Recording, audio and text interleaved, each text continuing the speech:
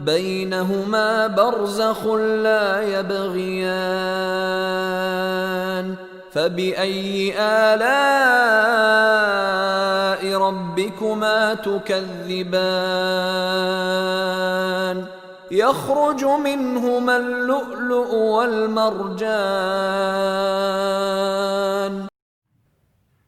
Bismillahirrahmanirrahim. Assalamualaikum warahmatullahi wabarakatuh. Alhamdulillahirabbil alamin.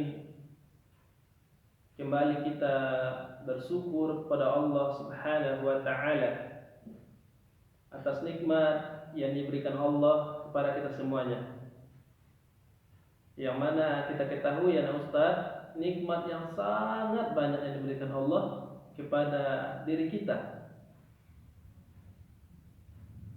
Mulai dari nikmat kesehatan, nikmat mata untuk melihat, nikmat tangan, nikmat lisan, dan nikmat yang lainnya. Dan nikmat yang paling besar adalah nikmat agama Islam, yaitu agama Allah. Dan nikmat yang lebih besarnya lagi, kita menjalankan sunnah Rasulullah sallallahu alaihi wasallam. Selanjutnya kita berselawat kepada Nabi Muhammad Rasulullah sallallahu alaihi wasallam. Allahumma sholli ala Muhammad wa ala ali Muhammad. Kita jadikan Rasulullah sebagai tauladan bagi kita semuanya. Karena kalau seseorang ingin bahagia hidup di dunia dan di akhirat, wajib baginya mengikuti Al-Quran dan As-Sunnah dan pemahaman salafus soleh, yaitu para sahabat, tabi'in dan tabi'ut tabi'in, dan orang yang mengikuti mereka.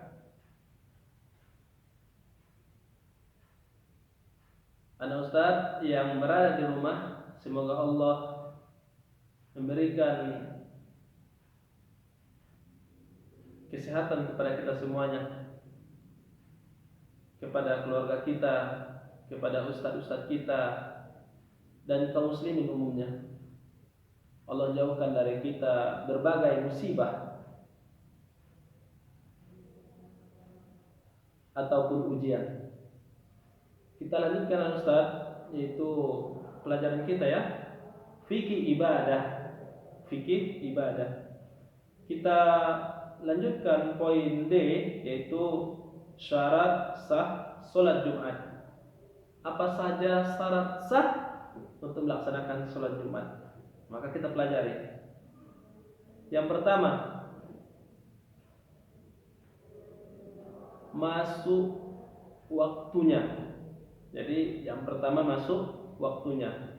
Kalau anak Ustaz umpamanya sholat pada hari Jumat jam 10 siang hari di Indonesia ya, maka sholat Jumatnya tidak sah. Ataupun jam 11 melaksanakan sholat Jumat, sholat Jumatnya tidak sah. Sholat Jumat akan sah apabila dilaksanakan pada waktunya. Jadi sholat Jumat itu dilaksanakan pada waktunya, baru sah dan diterima. Seperti dalam hadis Anas bin Malik, dia mengatakan bahwa Rasulullah sallallahu alaihi wasallam sholat Jumat ketika matahari sudah mulai condong ya, condong. Hadis riwayat Bukhari. Salamah bin Al-Aqwa mengatakan, kami sholat Jumat bersama Rasulullah, dan ketika pulang kami tidak mendapati bayangan dinding yang dapat digunakan untuk berteduh. Hadis riwayat Bukhari dan Muslim. Jadi poin pertama, saya ulang lagi, yaitu harus masuk waktunya. Poin yang kedua yaitu syarat sah sholat Jumat dilaksanakan secara berjamaah. Sholat Jumat dilaksanakan secara berjamaah. Sholat Jumat harus dilaksanakan dengan berjamaah.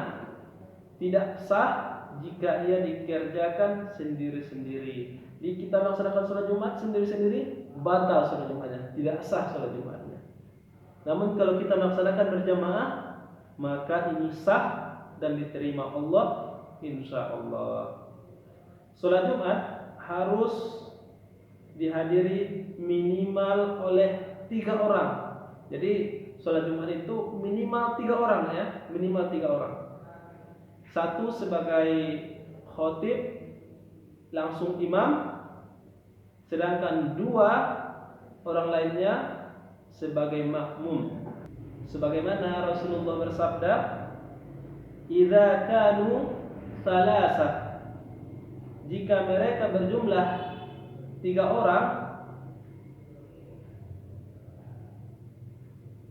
"falyaqummahum ahaduhum wa ahaqquhum bil imamati aqra'uhum." Maka salah seorang dari mereka menjadi imam, dan yang paling berhak menjadi imam adalah yang pandai membaca Al-Quran. Hadis riwayat Muslim. Jadi ini menjelaskan kepada kita nak ya, bahwa hadis ini sebagai dalil bagi kita bahwa 3 orang sudah bisa melaksanakan sholat Jumat. Minimal ya, minimal 3 orang. Yang pertama tadi sebagai imam dan juga sebagai khotib. Yang 2-nya lagi sebagai makmum. Kita lanjutkan Ustaz, poin yang ketiga, dilaksanakan oleh orang yang menetap. Jadi yang melaksanakan sholat Jumat adalah orang yang menetap. Kalau kita pamannya berada di Kota Padang, maka kita laksanakan sholat Jumat di Kota Padang. Dan tinggal di lingkungan sekitar masjid. Dan tinggal di sekitar masjid, itu ya, dilaksanakan oleh orang yang menetap dan tinggal di sekitar lingkungan masjid.